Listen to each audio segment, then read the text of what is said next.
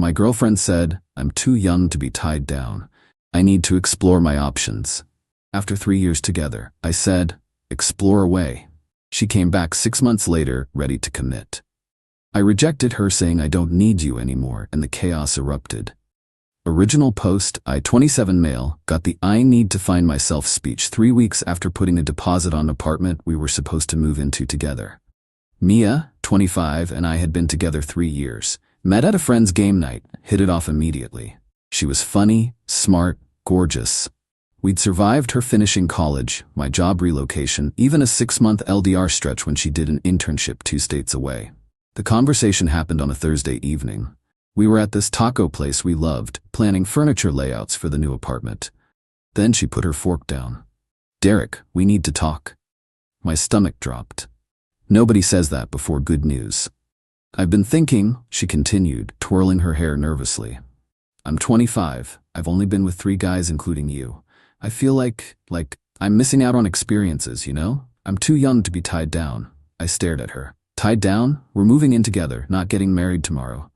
But that's the path we're on, right? Move in, get engaged, married, kids. The whole thing. And I need to explore my options, see what else is out there.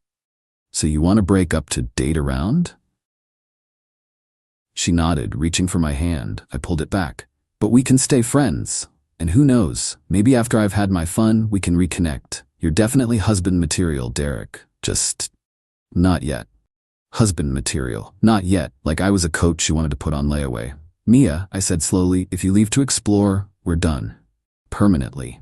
She laughed. Actually laughed. Don't be dramatic. People take breaks all the time. This isn't a break. You're ending a 3-year relationship to sleep around. That's not. I mean... She sighed. Look, I know you're upset, but you'll understand eventually. We're meant to be together. I just need to get this out of my system first. I stood up, threw cash on the table for my half. Explore away, Mia. Hope you find what you're looking for. Left her sitting there, mouth open. Went straight home, called the landlord about the deposit. Lost $500 since Mia hadn't signed anything yet, but worth it to not deal with breaking the lease later. Blocked her on everything that night. Not dramatically, just decisively. She wanted to explore? She could do it without me watching from the sidelines. Update 1. 2 months later. Lot of DMs asking for updates. Honestly thought that was the end of it. Nope. 2 months of radio silence, then the flying monkeys arrived. First was her best friend Tessa. Got a text from an unknown number. Hey Derek, it's Tessa, can we talk? Mia's really struggling. Deleted it. Then her sister Nora found me on LinkedIn. Hi Derek, hope work is going well. Random question, are you planning to be at Brent's birthday party? Mia mentioned you guys are taking some space, but she really misses you. Taking some space, like I'm on vacation. Didn't respond. Then came the accidental run-ins. Suddenly Mia's at my coffee shop, my grocery store, the bookstore I go to every Saturday. Each time acting surprised. Derek, oh wow, what are the odds? The third time I just said pretty high since you know my routine. She tried to look offended. I shop here too. Since when? You hate this store. You said their produce section smells weird. People change, she huffed. Exactly, I said, taking my cart to self-checkout. But here's what killed me. Mutual friends started telling me about her exploration phase. Different guy every week on her Instagram stories. Clubbing constantly. Vegas trip with some dude she met on Hinge. Living her best life apparently. Meanwhile, I was just living. Started playing in a rec league basketball team. Took a coding boot camp my company offered. Got promoted to team lead. Turns out focusing on work when you're not planning romantic dinners constantly really boosts productivity. Then last week happened. Got home from basketball practice to find Mia sitting outside my apartment door. Not dressed for clubbing this time, wearing the old college hoodie of mine she'd kept. We need to talk, she said. No, we don't. I unlocked my door. She stood up. Please, Derek. 5 minutes. You had 3 years. You traded them for 6 months of exploration. How'd that work out? Tears started. I made a mistake, okay? I explored, I dated, I had my fun. And you know what I learned? That you're the one I want. I actually laughed. I'm the one you want now, after you've test-driven every other option. That's not fair, isn't it? You literally told me I was husband material you wanted to save for later. like I'd just be waiting on the shelf. I thought you would wait. We had 3 years together. Had, past tense. You ended it to go have fun, and now I'm ending the fun to be with you. The entitlement, the absolute entitlement. Mia, I'm seeing someone. That was a lie. I wasn't. But watching her face crumble was worth it. What? Who? For how long? Doesn't matter. What matters is I moved on. Like you wanted. I didn't want you to move on. I wanted you to be there when I came back. There it was. The truth. Go home, Mia. She didn't. She sat back down. I'll wait. You'll realize we're meant to be together. I called building security. Told them my ex was trespassing. They escorted her out while she yelled about true love and second chances. That should have been the end of it. It wasn't. Update 2. The escalation. The day after security removed her, the campaign started. First, she showed up at my job, told reception she was my girlfriend and needed to drop off my medication. Security called me down. She was holding a bag from the sandwich shop we used to go to. You forgot your lunch, babe. The security guard looked confused. I didn't even engage. She's my ex. Please remove her. Derek, don't be like this. We need to talk. Watch security walk her out while my coworkers tried not to stare. My manager pulled me aside after.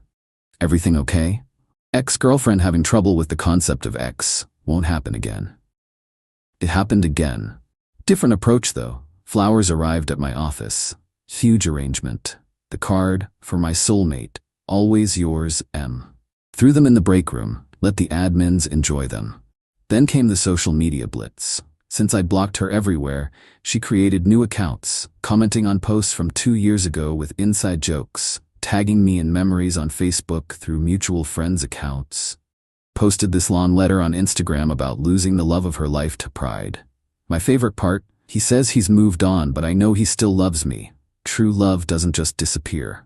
My buddy Trevor sent me screenshots. Bro, she's lost it. Just ignore it, I told him. Told everyone. Don't engage, don't respond, don't give her ammunition. But Mia wasn't done. She reached out to my mother. My mother. Mom called me confused. Honey, Mia just called crying about how you won't forgive her for some fight. What happened? Explain the whole story. Mom was quiet for a minute. So she dumped you to sleep around and expects you to take her back?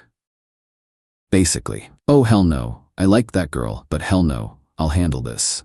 Don't know what Mom said, but Mia's mom called me the next day screaming. How dare you turn your mother against my daughter? Mia made one mistake. One mistake. You're destroying her. Mrs. Patterson, your daughter made a choice. I've made mine. Please don't contact me again. You'll regret this. She was the best thing that ever happened to you. Then why did she leave? Silence. Then, you're a cold, heartless man. No, I'm a man who knows his worth. Goodbye. The calls kept coming. Different numbers, borrowed phones. Each voicemail more unhinged. I know you're home. I can see your light on. That blonde girl from your basketball team, is that her? Is that your new girlfriend? We're meant to be together. You know we are. I'll wait forever if I have to. Filed a police report for harassment. Officer basically said unless she threatened me physically, it was a civil matter. Suggested a restraining order. My lawyer buddy Anthony looked into it. You need more documentation. Keep recording everything. So I did. Every text, voicemail, unexpected visit. Built a file. Then last night, things went nuclear. I was on a date, first one since Mia actually. Girl named Harper from the coding boot camp. Smart, funny, didn't treat me like a backup plan. We were at this Italian place when Harper's face went pale. Derek, that woman at the bar keeps staring at us. Turned around. Mia, in the red dress I'd bought her for our second anniversary. She raised her wine glass at me like a toast, then started walking over. Derek, what a coincidence. You need to leave. She looked at Harper. Oh, I'm Mia, Derek's girlfriend. Well, ex, but not for long. Smiled like a shark. Harper started to stand. I touched her hand. Stay, please. Turned to Mia. You're embarrassing yourself. Am I? Or are you embarrassing yourself with this obvious rebound? Harper laughed. Actually laughed.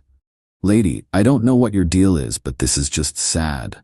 Mia's face twisted. Excuse me? You heard me. Whatever you had with Derek, you threw it away. Now you're stalking him at restaurants? That's not romantic. It's pathetic. You don't know anything about us. I know he blocked you. I know you've been harassing him. I know you're about 3 seconds from getting arrested if you don't leave. I pulled out my phone. I'm calling the police.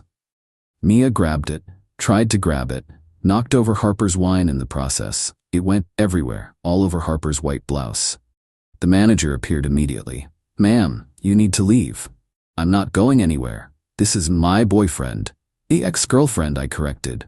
"Who's stalking me? Please call the police." The manager nodded to a waiter who pulled out his phone. Mia realized she'd miscalculated. "Derek, don't do this, please. You did this. Every choice, every escalation, you did this." Cops arrived 10 minutes later. Took statements from me, Harper, the manager, even other diners who saw everything. Mia tried to spin it as a misunderstanding, but Harper's wine-soaked shirt told a different story. They didn't arrest her, but they gave her a criminal trespass warning for the restaurant and strongly suggested she leave me alone. As they escorted her out, she yelled, "This isn't over, Derek. We're meant to be together." Harper was incredible about it. Even joked that she'd never had such an eventful first date. We grabbed pizza after, but the mood was pretty shot. She did kiss me goodnight though and said, "Call me when you get that restraining order." Filed for the emergency protective order this morning. Court date next week. Final update, the reckoning. Court day arrived. I showed up with Anthony and a folder thick with evidence. Mia showed up with her mom and what looked like a lawyer she found on a bus bench ad. She dressed like she was going to church, conservative dress, minimal makeup, hair in a bun. The transformation from party girl back to good girl was almost impressive. Judge reviewed the evidence, the texts, voicemails, witness statements from the restaurant, the police report, everything. Mia's lawyer tried to paint it as a misunderstanding between former lovers. "Your Honor, my client simply wants closure.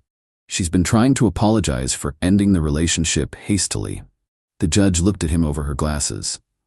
"Counselor, did you review the evidence? Specifically the voicemail where your client says, and I quote, 'I can see your light on'?" Even her lawyer looked uncomfortable. Then Mia asked to speak. Against her lawyer's advice. "Your Honor, Derek and I had 3 beautiful years together. I made one mistake. I asked for space to grow as a person, and now he's punishing me for it." The judge flipped through papers. "You ended the relationship to, in your words, explore options?" "Yes, but..." "And Mr. Reed told you this would be permanent?" "He was upset. He didn't mean it." "Ma'am, you're 25 years old enough to understand consequences. You ended a relationship, he accepted it and moved on. Your refusal to accept his decision has led to stalking, harassment, and assault." "I didn't assault anyone. I knocked over a glass while attempting to grab his phone, after following him to a restaurant, while he was on a date." Mia started crying. "I just wanted him back. Is that a crime? The stalking and harassment?" "Actually, yes. Restraining order granted. 2 years. No contact. Stay 500 feet away, the whole deal." As we left the courthouse, her mom cornered me in the parking lot. "Are you happy now? You've humiliated her. Destroyed her reputation." "Mrs. Patterson, Mia did this to herself. She loved you." "No, she loved the idea of having me waiting as a backup plan. There's a difference. You'll die alone with that attitude." Anthony stepped in. "Ma'am, any further contact from you or your family will be considered violation of the protective order by proxy. Walk away." She huffed off, but not before spitting out, "She was too good for you anyway." "Right. That's why she was stalking me." The aftermath was swift. Mia lost her job. Turns out showing up to work sporadically because you're too busy stalking your ex doesn't impress employers. Her Instagram went from party pics to motivational quotes about surviving narcissistic abuse and rising from the ashes. Tessa reached out one last time through a mutual friend. "Just so you know, Mia's in therapy now. She realizes she messed up. Maybe in a year or 2 you could consider, no. But tell her therapy is great. Hope she learns from this. But we're never getting back together. Ever." "You're really cold, you know that?" "No, I'm someone who knows you can't treat people like safety nets." That was 3 months ago. Haven't heard anything since. The restraining order seems to be working. Harper and I are still dating. Taking it slow, but it's nice being with someone who actually wants to be with me, not just keeping me as an option. She jokes that she knew I was worth it when my crazy ex showed up. Only quality guys have stalkers that committed. Dark humor, but it helps. My mom still randomly texts me, "Thank God you didn't marry that girl about once a week." Dad just says I handled it better than he would have. The funny thing, If Mia had just broken up with me normally, said she wasn't feeling it anymore, wanted different things, I would have been hurt, but I would have understood. People grow apart. It happens. But the entitlement of thinking I'd wait around while she played the field, the assumption that I'd be grateful when she decided she was done, the absolute meltdown when I wouldn't follow her script, that told me everything I needed to know about who she really was. Looking back, there were signs. Little comments about how I was lucky to have her, how she'd chosen me over other guys, how I should be grateful she wasn't as high maintenance as her friends. She never saw me as a partner. I was an accessory, a safe, stable accessory she could put down and pick back up whenever convenient. Well, this accessory walked himself right out of her life. Best $500 deposit I ever lost. Probably saved me from a divorce that would have cost way more, financially and emotionally. To anyone reading this in a similar situation, you're not a backup plan. You're not someone's safety net. You're not required to wait around while they find themselves or explore or whatever they want to call it. When someone shows you how they value you, believe them. And value yourself enough to walk away, even when they stalk you afterward. Especially then, actually. Trust me, the restraining order paperwork is worth more than their promises ever were.